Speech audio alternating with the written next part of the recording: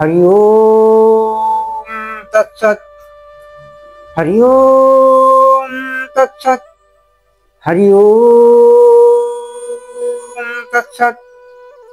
वंदे श्री गुरु श्रीयुत पदकमलं श्री गुरून् वैष्णवांश्च श्री रूपं सग्रजातं सहगण रघुनाथान्वितं तं सजीवम् साद्वैतं सावधूतं परिजन सहितं श्री कृष्ण चैतन्य देवं श्री राधा कृष्ण पादान सहगण ललिता श्री विशाखादितांश्च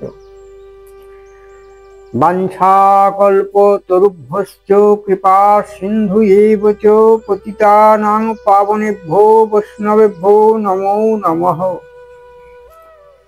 चेतदर्पणमार्चनं भवमहादावग्निर्वापनं श्रेयकैरवचन्द्रिकाभितरणम् विद्यावधूजीवनम् आनन्दाम्बुधिवर्धनं पुट्नामृतसाधनं सर्वात्मस्नपनं परं विजयते श्रीकृष्ण संकीर्तनम्।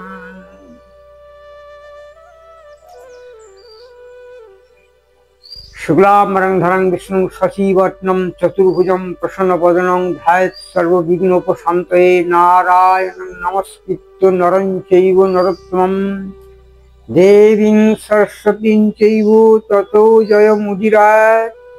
व्यासं वसिष्ठानन्तरं शक्रे पत्रकर्मसम्पराशरत्मजं वन्दे सुकतातं तपोनिधिम्।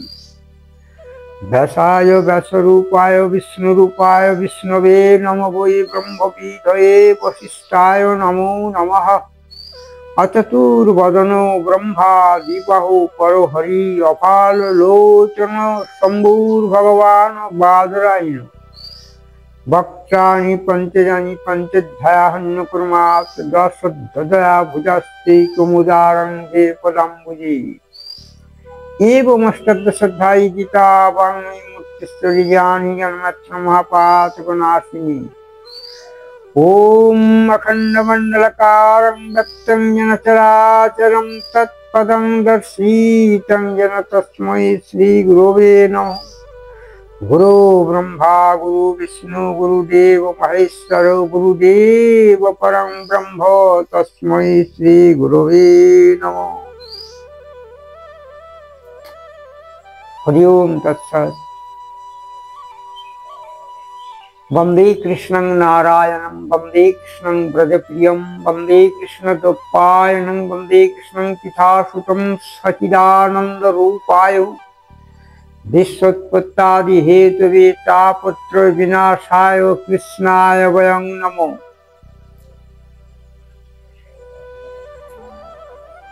हरे नाम केवलं कलो नास्त्यैव गतिरन्यथा।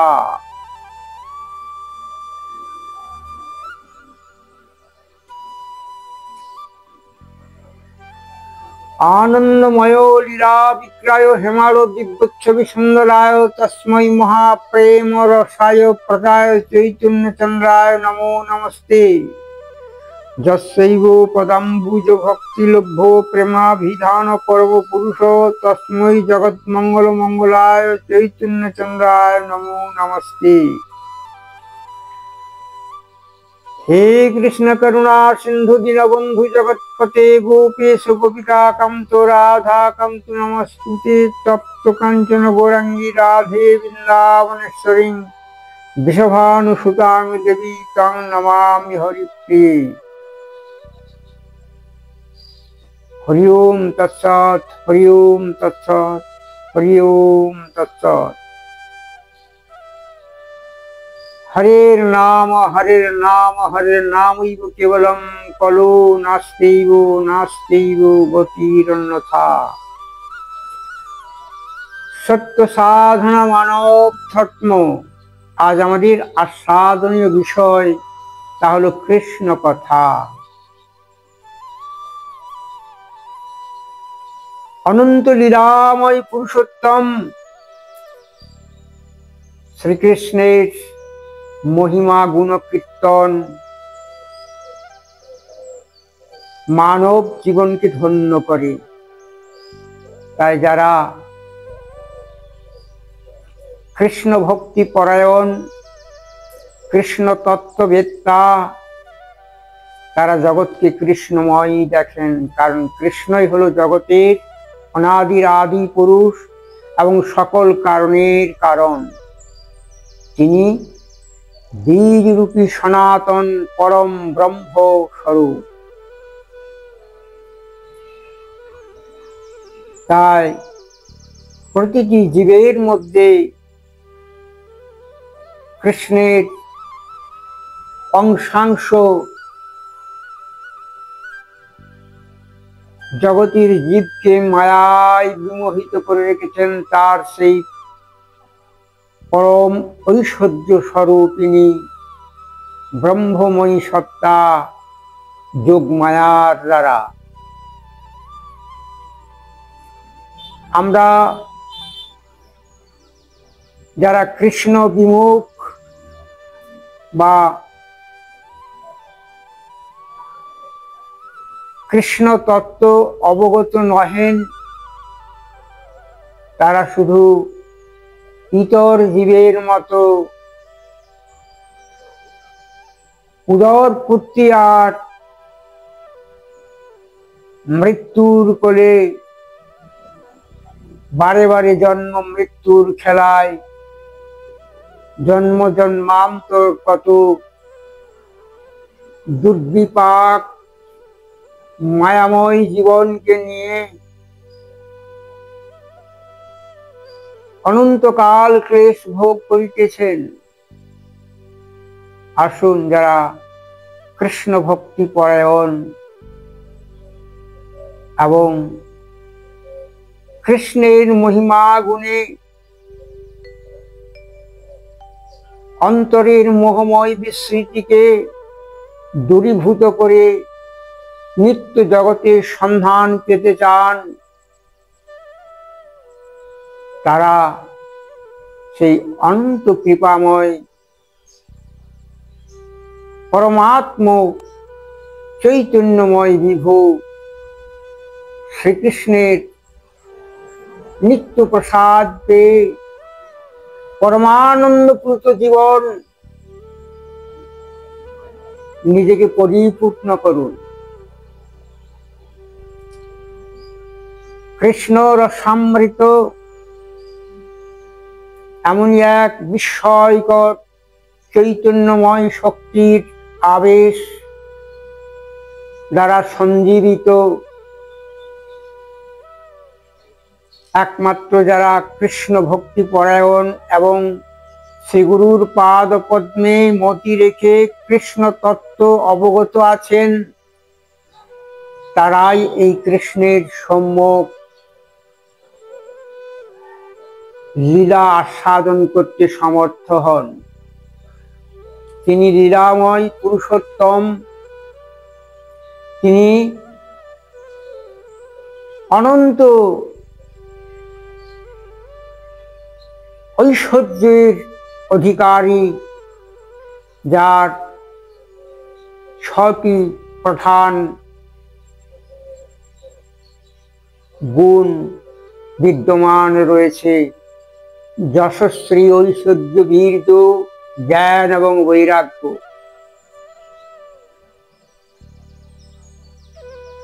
কৃষ্ণ তিনি হলেন চিন্ময় পরম ব্রহ্ম, সনাতন পুরুষ। কাল প্রভাবে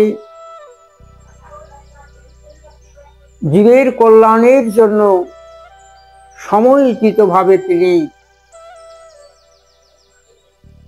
লীলায় প্রবিষ্ট হন।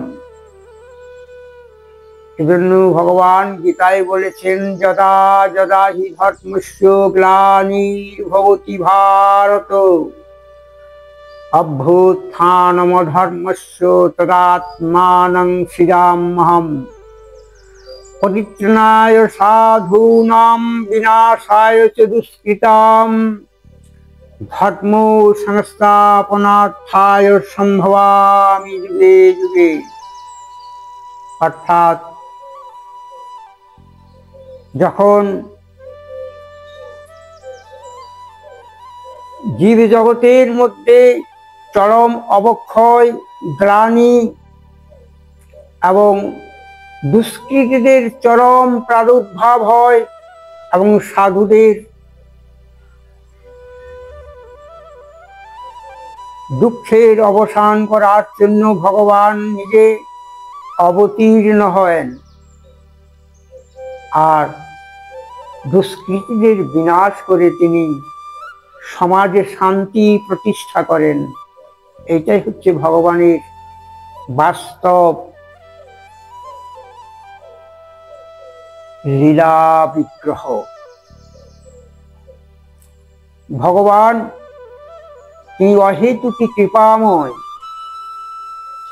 যার অসীম অনুকম্পায় প্রতিটি জীব এই ধরাধামে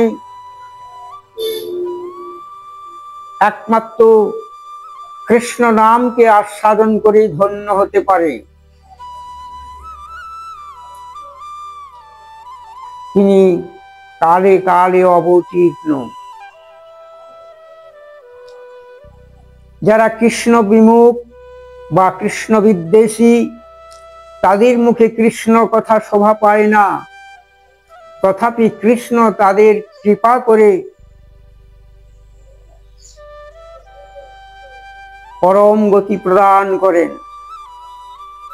কৃষ্ণ তিনি হলেন কৃপাময়, করুণানিধি, কারুণ্য, ভক্তি, দার্দ্রতা, ক্ষমা, সারল্যাদি প্রেম সম্পদ কৃষ্ণ ভজনের দ্বারাই প্রাপ্ত হওয়া যায়। কৃষ্ণ সর্বাকর্ষক, তিনি সকল জীবকে আকর্ষণ করে এই লীলাভূমিতে নিজ নিজ পত্নীর বিভাগ অনুসারে জন্ম পরিগ্রহ করাইতেছেন। তিনি শত্রু মিত্রে সমভাবাপন্ন এবং মাধুর্য রসের পরমানন্দময় রসস্রষ্টা। সৃষ্টিচক্রকে তিনি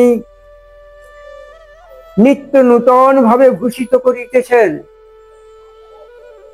তাই তিনি পরমেশ্বর, পরম পিতা।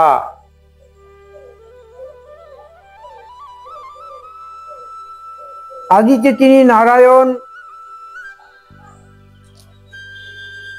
লীলা মাধুর্য প্রকাশে ত্রেতায় তিনি পিতৃসত্য পালনে রামচন্দ্র রূপে অবতীর্ণ হন এবং বনবাসে গমন করে এক বিস্ময়কর লীলায় জগৎকে আজও চিন্ময় আনন্দ দান করিতেছেন। দাপরে তিনি দেবকীর গর্ভে বসুদেব সুত রূপে কংস কারাগারে অবতীর্ণ হন। সেই দুরাচারী কংসের কৃষ্ণের দ্বারাই পরম গতি প্রাপ্তি হয়। কৃষ্ণ বিদ্বেষী কংস দেবকীকে কঠোর দণ্ড কারাগারে নিক্ষেপ করে রাখেন। তার এক এক করে 6টি সন্তানকে তিনি নিধন করার পর সপ্তম গর্ভে এসেছিলেন অনাদি শঙ্কর্ষণ বলরাম এবং অষ্টম গর্ভে পুরুষোত্তম শ্রীকৃষ্ণ অবতীর্ণ হন। এই লীলা অতীব বিস্তীর্ণ, এই লীলা অপার অনন্তময়ী লীলা। তার ব্রজভূমির গোপ গোপিনীদের সঙ্গে নিত্য লীলায় মহারাস অনুষ্ঠিত হয়। যে রাস রসের বর্ণনা বড়ই দুষ্কর। যে রস একবার আস্বাদন হলে জীবের আর গজাগতি হয় না, পরামুক্তি ঘটে। এজন্য কৃষ্ণ প্রেম অতীব গূঢ়, কৃষ্ণ প্রেম অতীব দুর্লভ। আমরা মনুষ্য জন্ম পরিগ্রহ করেছি বটে, কিন্তু কৃষ্ণ তত্ত্ব যারা অবগত নহেন তাদের জীবন মায়াময় অজ্ঞানতার দ্বারা আচ্ছন্ন। এহেন জীবন নিরর্থক এবং ক্লেশদায়ক, তাপ দগ্ধতায় কঠোর ক্লেশ, দুর্ভোগ, যাতনা, এর থেকে আমাদের সংসার যাত্রা বড়ই কঠিন হয়ে পড়ে। তাই সুধীজনেরা শ্রীগুরু পদপদ্ম আশ্রয় করে সেই চিরন্তন সত্যকে আস্বাদন করার জন্য পরম ব্রহ্ম সনাতন অনাদিরাদি গোবিন্দ, যিনি সকলের পিতা, নিয়ন্তা, ধাতা, বিধাতা, তার কৃপা পাওয়ার জন্য লালায়িত হন এবং নিত্য জ্ঞানের অভিলাষে কৃষ্ণ ভক্তি পরায়ণ হয়ে দাস্যময় জীবন কামনা করেন। আমাদের এই দেহ মন নিয়তই ভোগ বাসনায় প্রমত্ত। এই ভোগ বাসনা থেকে আমাদের অন্তরাত্মাকে চৈতন্য জ্ঞানে ভূষিত করাই হলো মানব জীবনের শ্রেষ্ঠতম ধর্ম। তাই আমরা যেন নির্বিকার চিত্তে সেই পরম সত্যকে জ্ঞাত হওয়ার জন্য শিক্ষা, দীক্ষা, সংস্কার আদি চৈতন্যময় জ্ঞানের দ্বারা নিজের জীবনের সমস্ত বন্ধনময় কর্মগুলোকে ক্ষয় করে নির্লিপ্তভাবে বন্ধন মুক্ত হতে পারি। আর সেই বন্ধন মুক্তি হলো আমাদের একমাত্র তপস্যা বা তপ। তপ কাকে বলে আমাদের জ্ঞাত হওয়া একান্তই বাঞ্ছনীয়। ত পয়ে বিসর্গ, এই মাত্র অতি এক ছোট্ট শব্দ, কিন্তু এর গভীরে রয়েছে সুবিশাল জ্ঞানের আবেশ, কর্তব্য পরায়ণতা, বিবেক ভক্তি, শালীনতাবোধ, শুভচিন্তন, স্মরণে মননে বন্দনে দাস্যে সখ্যে আত্মনিবেদনের গূঢ় রস। আর এই রসই হচ্ছে পরম সত্য ভগবান শ্রীকৃষ্ণকে জ্ঞাত হওয়ার দিব্য রসায়ন। আসুন কৃষ্ণ শব্দের গভীরে কি নিত্য শাশ্বত সনাতন চিন্ময় পরাবিদ্যা নিহিত রয়েছে তা একবার অনুধাবন করি। তার পূর্বে এই তপ শব্দটি আগে আমি বর্ণনা করছি।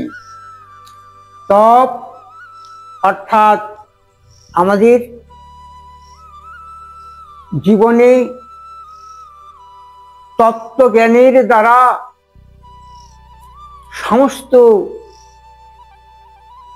কর্মের মোহময় অজ্ঞানতাকে বিনষ্ট করে তন্ময় ভাবে অর্থাৎ পবিত্রতার দ্বারা পরমেশ্বর ভগবান শ্রীকৃষ্ণের দিব্য লীলা আস্বাদন করার নিমিত্ত বিসর্গ অর্থাৎ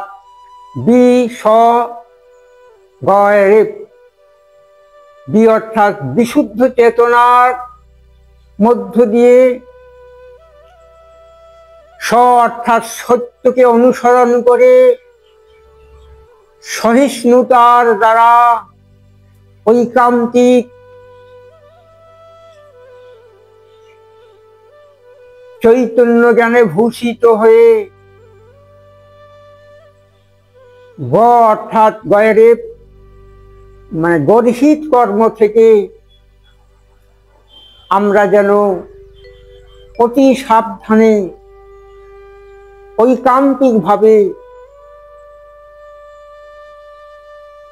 ভগবত প্রেমের দিব্য রস আস্বাদনে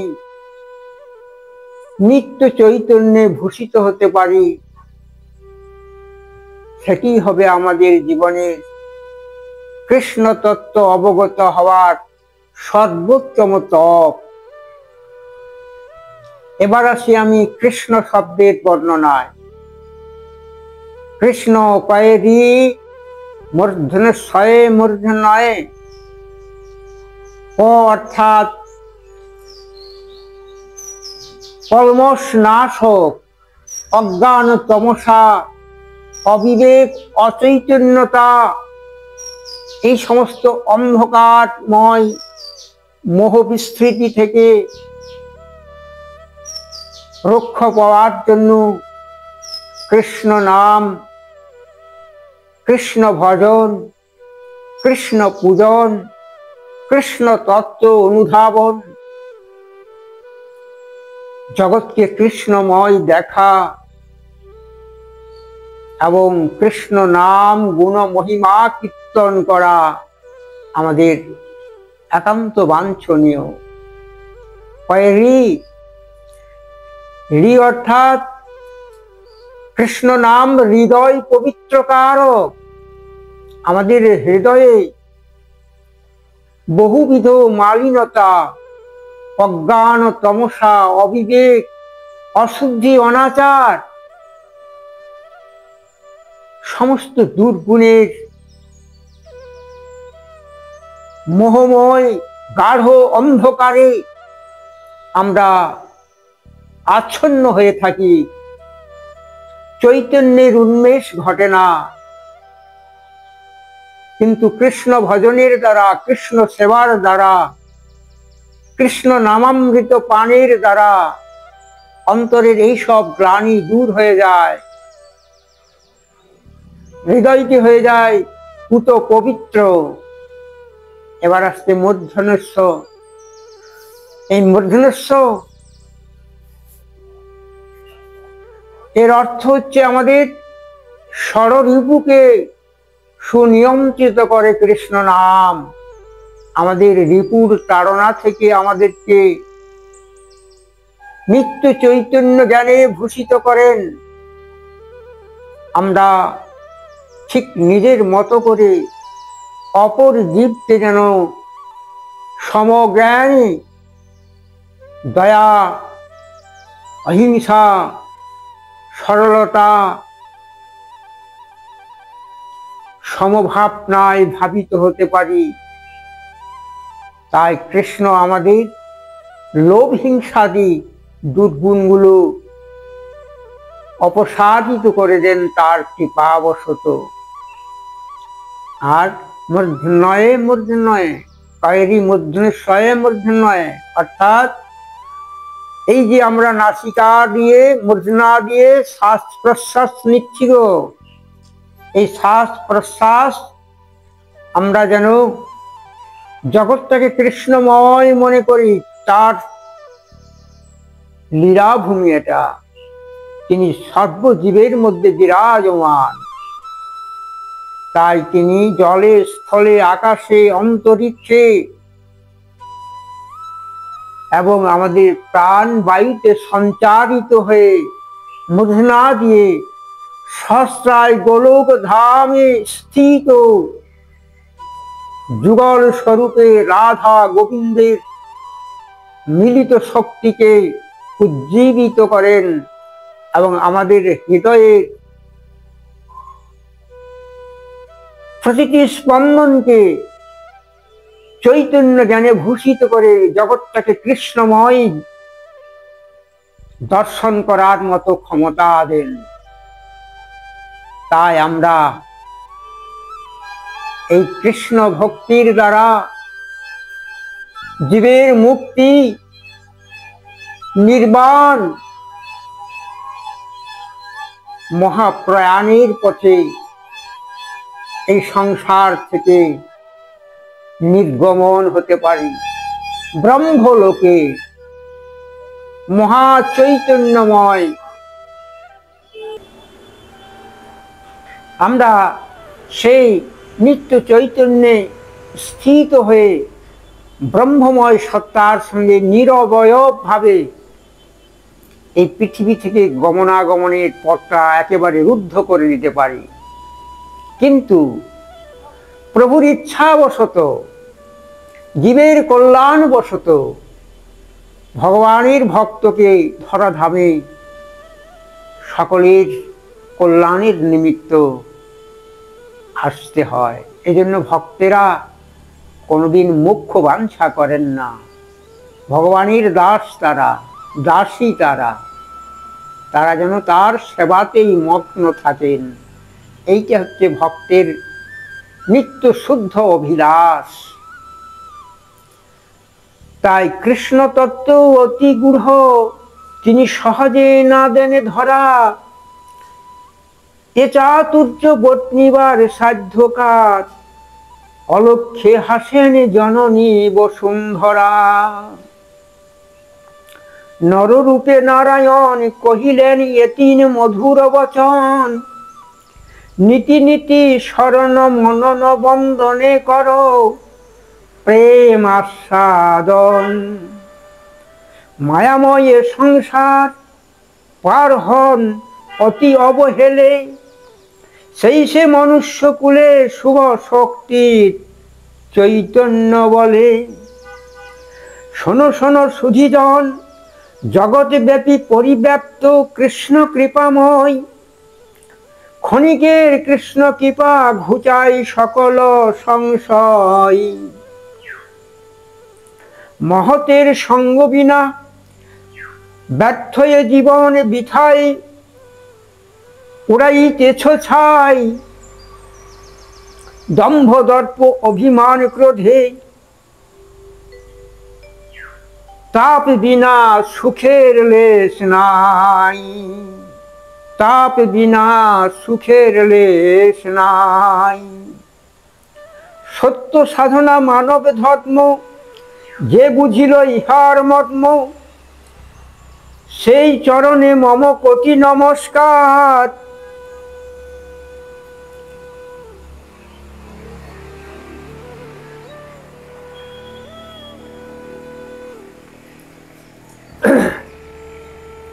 সুখের লাগিয়া এ ঘর বানিল, অনলে পুড়িয়া গেল। সুখের লাগিয়া এ ঘর বাঁধিল, অনলে পুড়িয়া গেল। অমিয়া সাগরে স্নান করিতে সকলি গরল ভেল। সখী সখী রে সখী, কি করমে লেখি। শীতল বলিয়া ও চাঁদ সেদিনু, ভানুর কিরণ দেখি। আমি উচল বলিয়া অচলে চরিনু, পড়িনু অগাধ জলে। লক্ষ্মী চাহিতে দারিদ্র বেরল, মানিক হারানো হেলে। আমি সাগর বাঁধিলাম, নগর বসালাম, মানিক পাবারে আসে। সাগর শুকালো, মানিক লুকালো, অভাগীর কর্ম দোষে। সখীরে সখী কি করমে লেখি। আমি পিয়াস লাগিয়া জলদোষে বিনু, বরজ পড়িয়া গেল। জ্ঞানদাস কহে কানুর পীড়িতি, মরণ অধিক সেল। আমি সুখের লাগিয়া এ ঘর বাঁধিনু, অনলে পুরিয়া গেল। আমি সুখের লাগিয়া এ ঘর বাঁধিনু, অনলে পুরিয়া গেল। এর অর্থ হচ্ছে, হে সুধীজন, আমরা সকলেই সুখের জন্য ঘর বাঁধি, কিন্তু ত্রিতাপ দহনের জ্বালায় সেই অনলে আমাদের সমস্ত সুখ ভোগের আশা আকাঙ্ক্ষা পুড়িয়া ছারখার হইয়া যায়। আমরা অমিয়া সাগরে স্নান করিতে দেখি কি, আমরা ভাবি আমরা পরম পরিতৃপ্ত হব, কিন্তু তা নয়। সকলই গরল ভ্যালো, সবই বিষময় মনে হয়। সংসার এক বিষময় সংসার। আবার বিলাপ করে পদকর্তা বলছেন, সখী কি করমে লেখি। আমি শীতল বলিয়া ও চাঁদ সেদিনু। সাধারণত চন্দ্র তো শীতলতম, চাঁদের স্নিগ্ধতা সকল জীবকে পরিপুষ্ট করে, সকল শস্যকে সুষমাল করে। তাই আমি শীতল বলিয়া ও চাঁদ সেবিনু, কিন্তু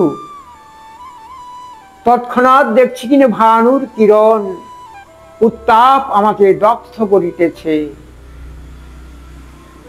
আমি উচল বলিয়া অচলে চরিনু। আমি ভেবেছিলাম এই যাত্রায় একটা চলমান গাড়ির মধ্যে আরোহণ করব, আমি পরপারে যাব, কিন্তু আমি দেখছি কি না, আমি এক অচল গাড়িতে চেপে বসেছি, আর অগাধ জলে আমি ভাসছি গো। পড়িনু অগাধ জলে।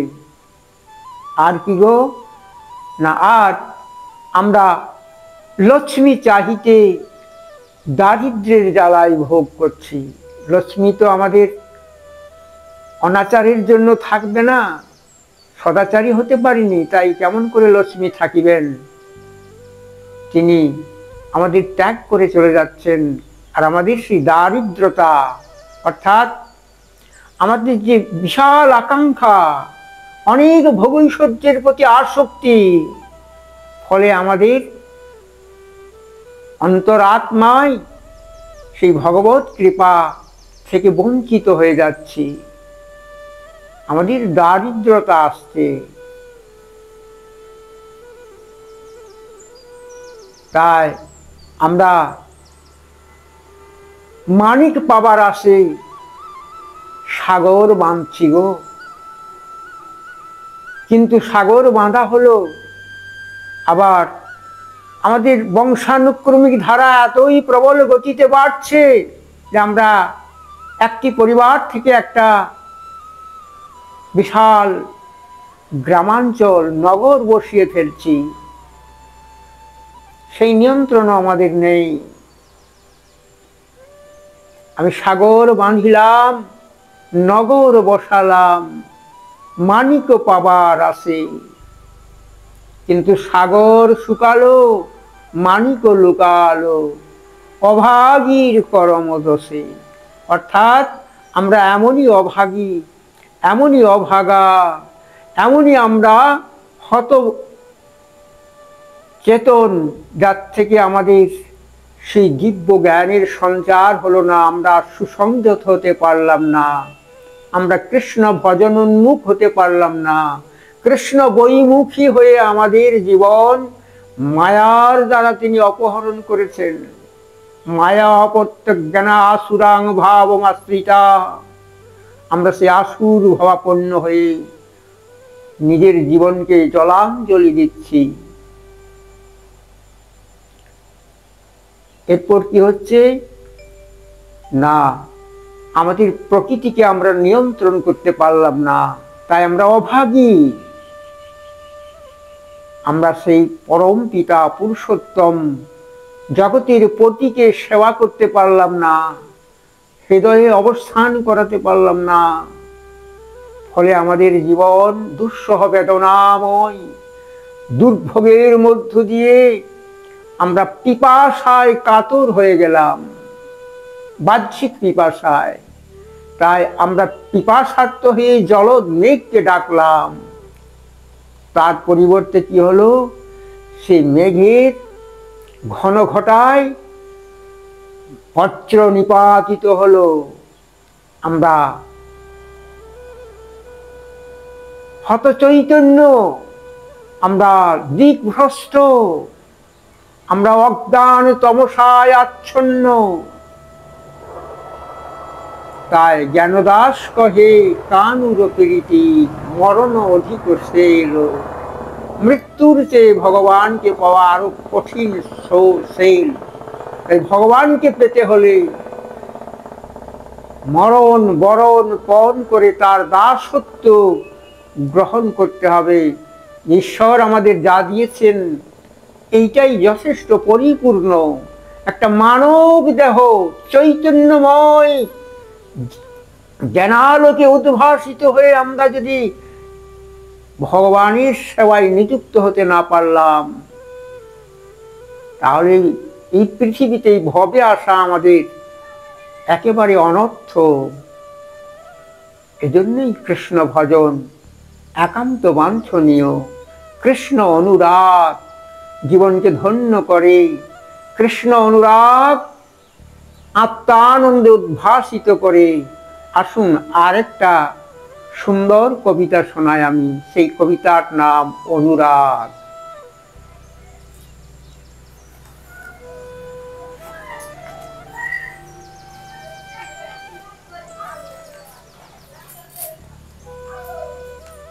হরে কৃষ্ণ কৃষ্ণ কৃষ্ণ হরে হরে, হরে রাম রাম রাম হরে হরে। এই কবিতাখানি আমার পূর্বলিখিত মা ও মানব ধর্ম গ্রন্থের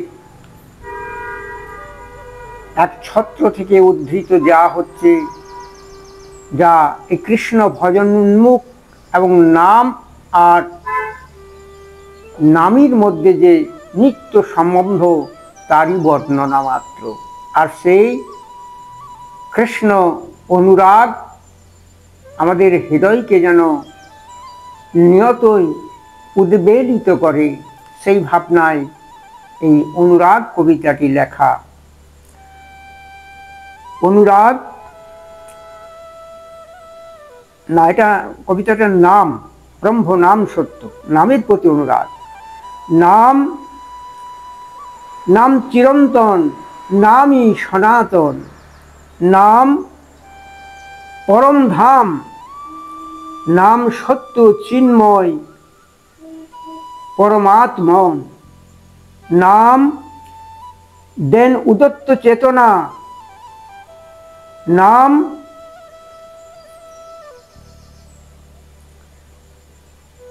পরমানন্দময়, নাম চিদানন্দ ঘন, সর্ববিঘ্ন নাশন, তাপ মালিনতা করে ক্ষয়, নাম অতীব বিস্ময় সুগভীর অমৃতময় প্রবাহ। নাম অনন্ত বৈভব, নাম চিরসত্য, সুতীক্ষ্ণ যুগান্তকারী, ঘুচায় তাপ দাহ। নাম সুনির্মল, জ্যোতি গতি সুদূরবার, নাম অনন্ত বৈভব, নাম নিত্য সত্য সর্বসুখসার।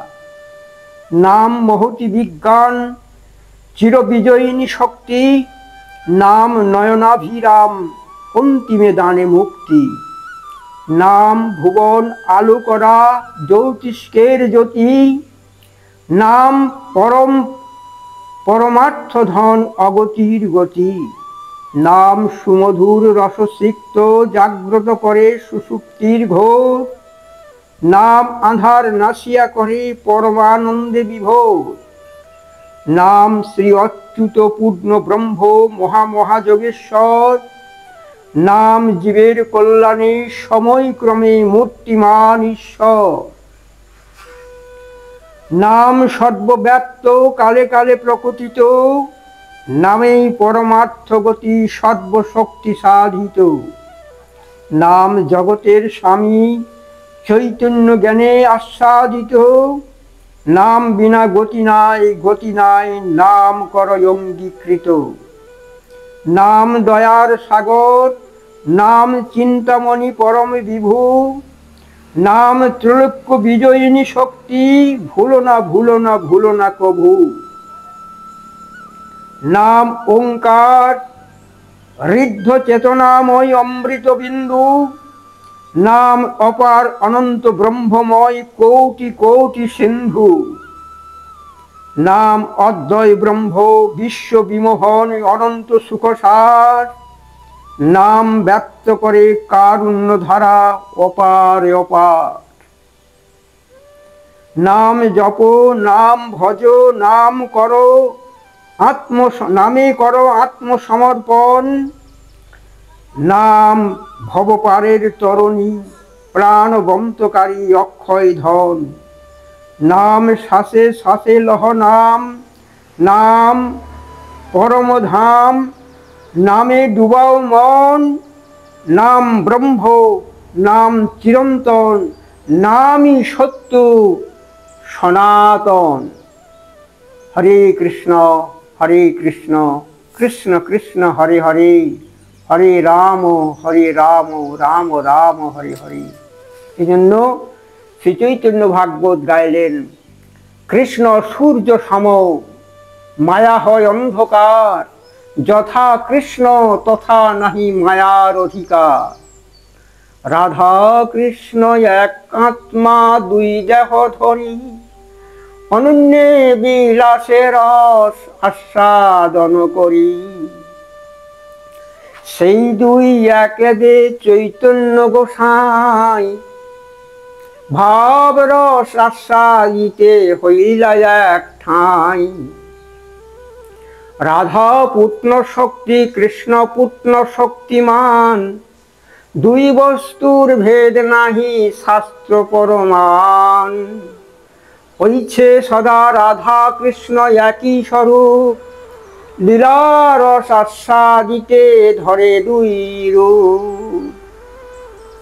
আমার কলিতে রাধা কৃষ্ণের মিলিত তনু শ্রীমন মহাপ্রভু শ্রীকৃষ্ণ চৈতন্য রূপে অবতীর্ণ হন ভক্তাবেশ নিয়ে।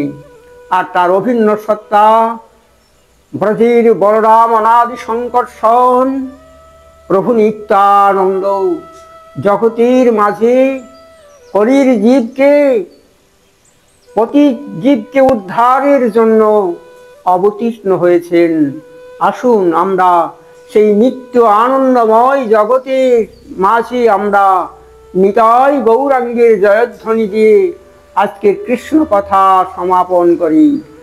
হরের নাম হরের নামৈব কেবলম, কলো নাস্তেইব নাস্তেইব নাস্তেইব গতিরন্যথা।